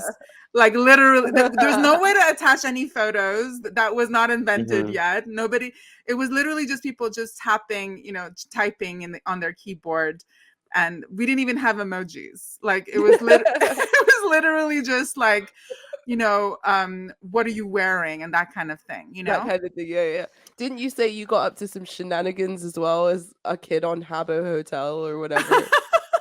Oh yeah, of course. They're like whole like sex parties on Habbo Hotel. Really? What the fuck? Yeah. What the fuck? I also grew up in a strict home, so I was kept away from the internet, thank God, during puberty. Otherwise, I would have probably been up to no good as well. Well, you're much younger than I am, so by the time you were coming of age, the potential of the internet to be sexual was becoming known. Like that was a knowledge that parents had. For sure. I had a privilege because when I was going in those chat rooms, I just told my mom I was doing homework. She didn't know what I was doing. She didn't know I was talking to a 47-year-old man in Nebraska. Oh my God. As a 17-year-old girl. As a 17-year-old girl. Like, that's the thing about those days when I was a teenager. The only people going on the internet to talk about sex were the weirdos. Were the pedos. Were the sickos. Yeah. Like, it was an anomaly to be doing that on the internet. Nowadays, everyone's on the internet. Like it's totally normal. So I Yeah. was on it at a very dangerous time. Yeah. It's like expected, especially on Twitter. I But can't scroll without exactly. seeing like Well, something sexual. it's like that now, you know, that instead of you know, your first experience being like, oh, I can find a chat room where I can just, you know, text essentially on the internet, you know, other people around the world. Now your first inclination could be to set up an OnlyFans account to share everything that you would ever want to whenever is legally possible, because you heard about it from your friend or from Exactly. the internet somewhere else. So like the kind of the depths in which you're sort of jumping in now are completely different, and I think it is Completely different. the corporatization is kind of the best word I think I can find for the internet with the Facebook era. That is exactly what happened with it, because things like OnlyFans, all of these sort of platforms can't exist without like a really big sort of something behind it supporting all these servers doing all this stuff to actually like make it happen and make it work. When the internet was a really decentralized thing where everybody just sort of hosted a website here or there and it was like completely not funded with the huge money like that, then it was totally fucking different. Or maybe it was huge money and it just looked really shit, but everybody wasn't funneled into these certain channels, so it was it did feel very much more free and kind of lots of different places to go, rather than, oh well, if I don't know what's going on Twitter, I can check Reddit or I could check YouTube, and then what do I do? And you're like, well, that used to be like you've got the entire internet at your disposal, man. Like that's an entire, whatever your brain could conjure up, you could find something to go and like consume within it, or like, you know, entertain yourself within it. But now everything is so hemmed in and locked into these specific avenues that are owned by huge corporations. Like Yeah. that's what it feels like. And I think that, you know, just going back to your earlier question, Angie, like about, you know, how I think that the problem gets created. What I believe is that, you know, the human impulse of sexuality is known to the people who design these online spaces, but we are being manipulated in a way that serves them, in a way that manipulates them and brings profit to them and lines their pockets. We're constantly just being manipulated and exploited. And those sexual impulses are at the forefront of this. You know, fake, totally artificial, totally manufactured divides are being created. And those divides and the desire to participate in those culture wars is what has been energized. That's how we feel the reward to participate in those things. That's actually what's being activated and has actually supplanted real, meaningful human connection with other people. It has completely supplanted it. To the point where now, you know, people feel a rush that the same rush that they used to feel in an erotic encounter. Yes. Now they feel, you know, getting triggered and these reactionary displays and meltdowns online. Yeah, you know? It reminds me of 1984. One of the reasons the regime in that bans sex and frowns upon romance and sex is because they want all of the libido to be geared towards the 5 minutes hate. And you really see how they get into it, because they really aren't getting any of that fulfillment elsewhere, and it sort of feels like we're mimicking that in a sense. It is Orwellian, the fact that eros is frowned upon. And one of the things that happens in 1984 is the protagonist's love for Julia is seen as a negative poison in his life, one that is snuffed out in the most brutal way, until there are these two sexless strangers just sort of sitting across from each other. And I remember when I first read it, how disturbing I found that, but also how like that could never happen. Like that's so far-fetched and silly. But now it's kind of like glaringly terrifying. Yeah, I'm sorry if I've disturbed you. You look pretty disturbed by what I just said. No, but it is so disturbing, but it's so important to mention. Like it is actually like it's healthy to as you're right, as you do, to rightly point this out as being very, very abnormal. This is not Mm-hmm. normal, Mm-hmm. and it's amazing now, the things that people are just accepting and taking for granted. There's no questioning, there's no critical thought. And that's why I love psychoanalysis, because for me, psychoanalysis is a defense and a weapon against this mass kind of production of fakery. Psychoanalysis always reminds you that this identity that you've projected into the world is just your ego. Yep. As reassuring as it feels to enter every work meeting announcing pronouns and clinging to identity signifiers that are just very surface level. Those are just flotation devices in an ocean of the abyss of the unconscious. We're just trying to stay afloat. Exactly. The real, as you put it at the beginning. Yes. And that's precisely what people are adopting all these signifiers to avoid, that sort of encounter with the real, like you said. I think so. I think that it's become this compulsive ritual, like genuflecting at the altar of identity is reassuring, because it tells you, oh, I'm this person, I'm this material thing that I can name and I can put a signifier to. Psychoanalysis tells you that's a lie. This is all just this is big cope. Yeah. And it's that's what we should call all these industries from now on. Big cope. Hollywood should just be called Big Cope. Big tech should be called Big Cope. That's precisely what they're selling. It's just like fucking big cope. Like, yeah, and it's so reassuring. It sells like hotcakes because people are disturbed. Yeah.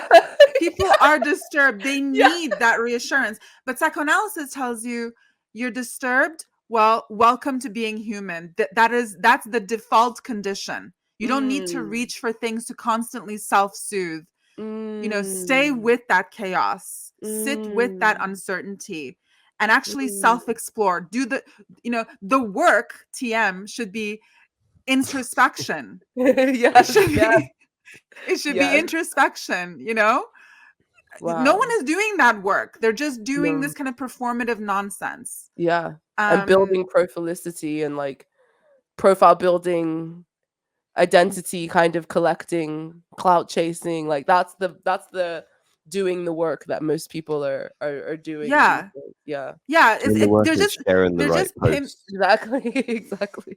Yeah, it's really just like pimping out your sim. Like that's it. Like your avatar. Like it's just like adding new features to your avatar. It doesn't matter. At the end of the day, there has to be something deeper than that. And I don't know, I just feel like it's much more interesting psychoanalytically to talk about the things that at the end of the day bring you closer to deep connection to yourself and deep connection to other people, however imperfect that might be. That's the most essential thing. Freud also warned people that psychoanalysis was not this magic cure-all that was going to eliminate mental illness. He said the best that I can give you is to turn a raving psychotic into just an ordinary neurotic, but you're still going to be fucked up. Like you're still going to have problems. And he said the best life, the measure of a good life, is to work as in not like, have like a bullshit job, but work as in do something productive and meaningful to you, feel like you're producing something that is relevant to you, and that is your work.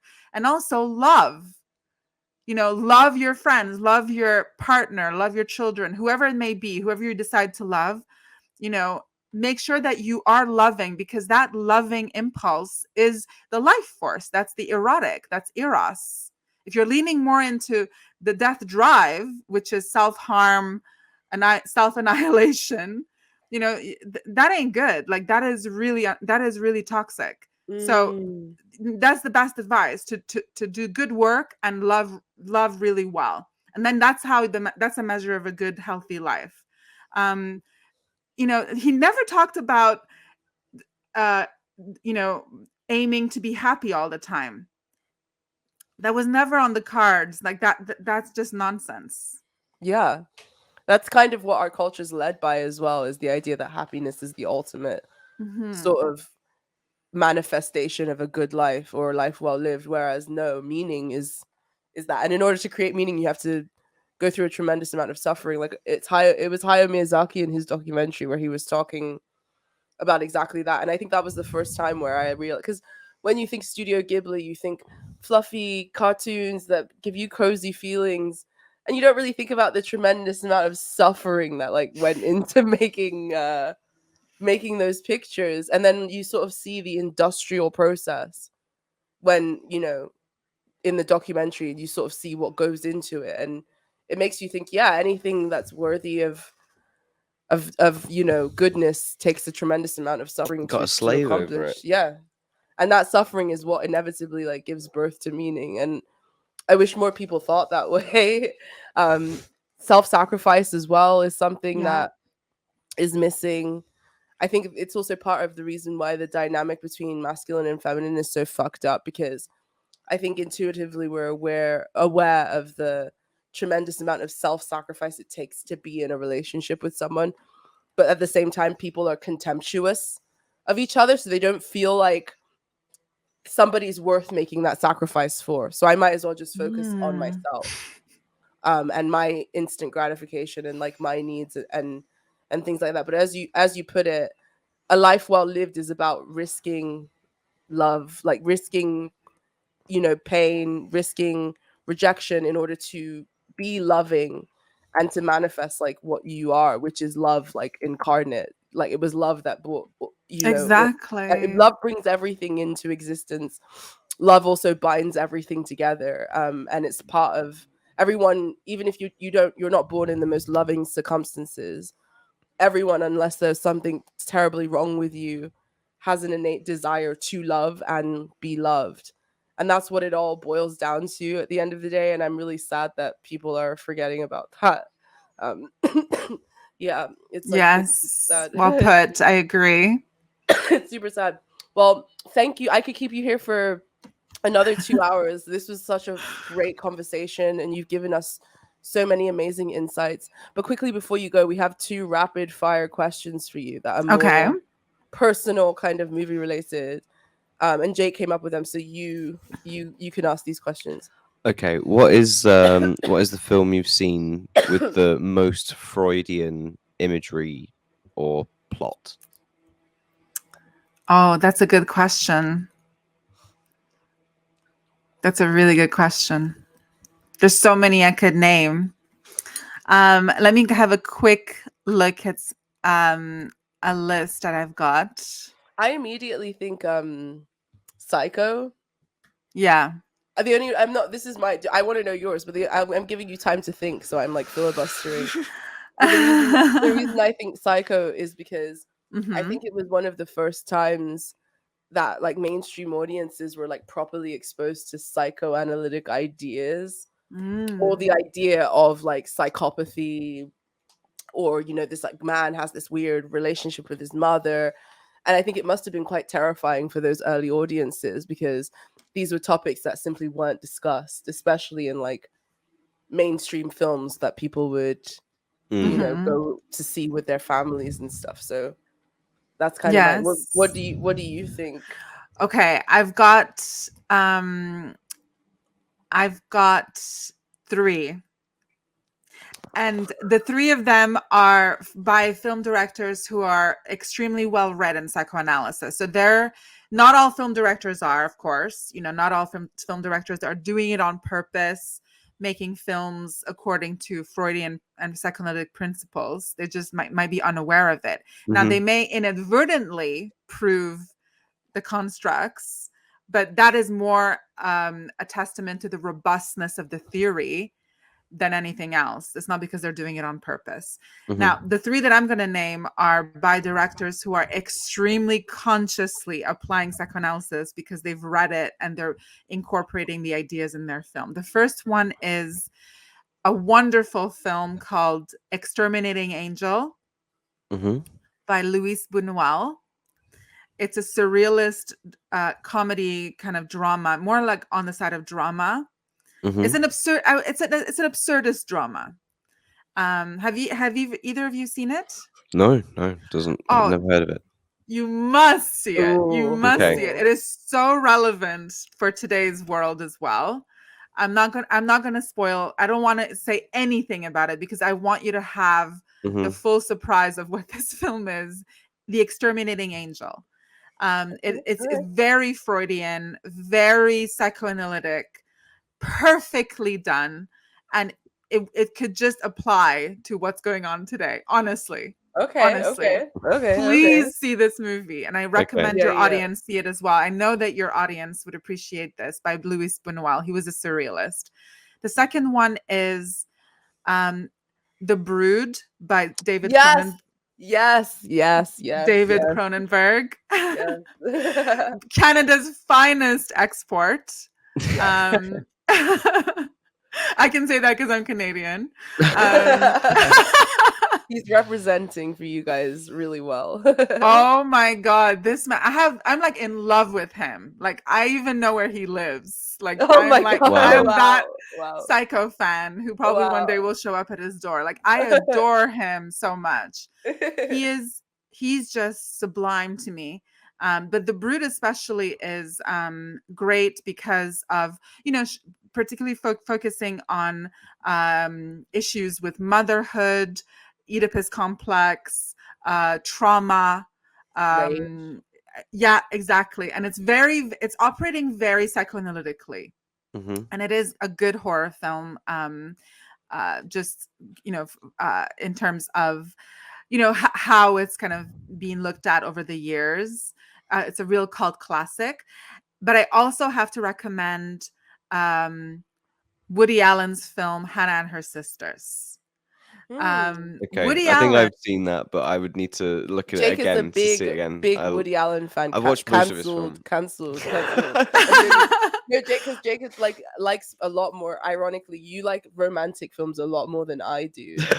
And he went through this huge Woody Allen phase where he was watching a lot of those like Woody Allen like romantic comedy things. I watched And nearly all of his films up until kind of the early mid 2000s, basically. yeah, you were the but- one who got me into them because I was like, oh, I don't want to watch this crap.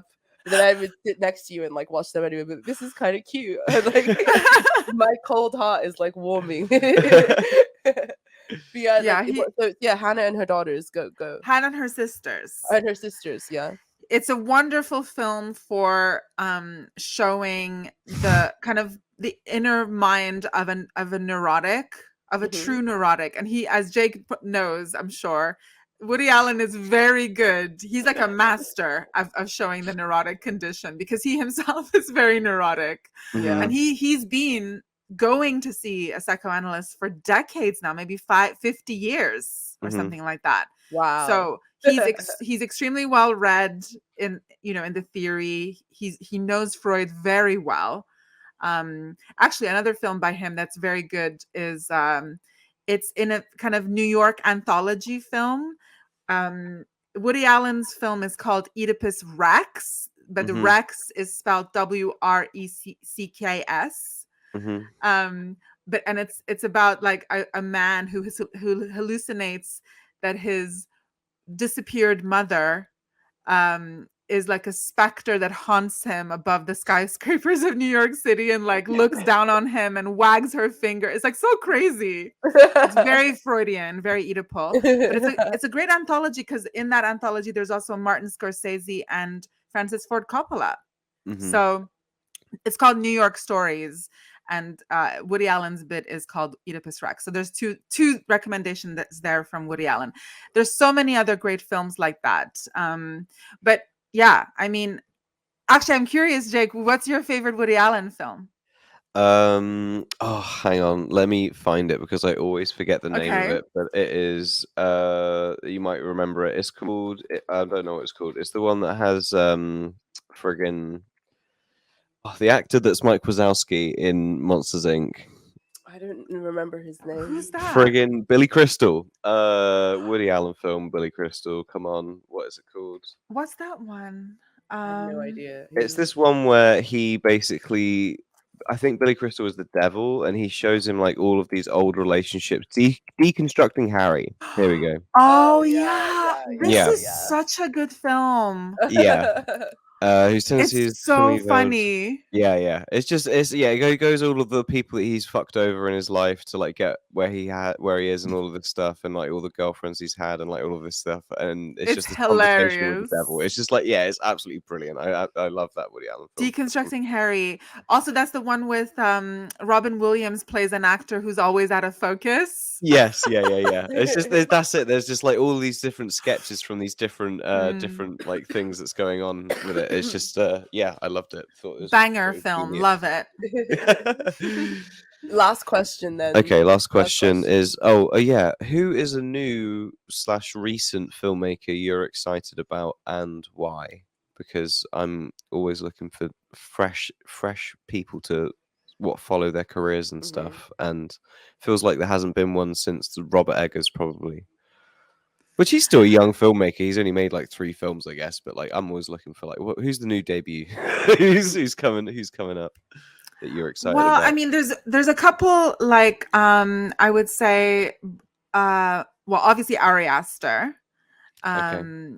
I think he's so young and he's already made 3 films, and I think they're all superb. I love Beau is Afraid. I haven't seen it yet. We need to see it. You guys need to see that for sure. You will. I think you'll. Midsommar, Hereditary, great director. I mentioned Cronenberg earlier, but his son Brandon Cronenberg is also making movies now, and he's also made 3 films: Antiviral, Possessor, and Infinity Pool. Also great films. I have to give a huge shout out to a young American director called Emily Bennett. She released a film which can be seen on Shudder. It's called Alone with You. The whole thing was filmed during the pandemic, and it's about a woman who, for unknown reasons, is trapped in her apartment. And it's giving like Roman Polanski's Repulsion and The Tenant. It's a great psychological thriller. And she's, I think she's like marvelous. So Alone with You is a huge recommendation for me. And she's making a new film now. Oh, wow. Nice. Wow. I need to check that out for sure. I missed that one. Yeah. Definitely. Well, thank you so much, Mary. This has been such an amazing conversation, and I really hope that you'll come back as well and be a repeated friend of the show, because I have so much more that I want to talk to you about. Like, we could do it for hours. Well, thank you so much. Thank you so much for inviting me. This is literally a dream come true. I still can't believe I'm talking to both of you. Like, I'm like a low society completist. I listen to every single episode you released, and now with Mystic and the Machine, it's like I'm obsessed with you guys. So the fact that I'm here on your show means the world. So thank you for having me. You're so kind, and you've been thank you so amazing. much. And let people know where they can find you two and plug everything. Sure, thank you. I'm on all socials at Psychstar, PSYCSTAR. I even made a TikTok. I still haven't uploaded anything on there, but let's see. But I'm also Psychstar on TikTok. But you can find my work on my Patreon solo project on patreon.com/MaryWild. All links will be in the description as well. Thank you so much, Mary. Wonderful episode. And thanks so much to you guys in the audience. We shall catch you next week. Goodbye.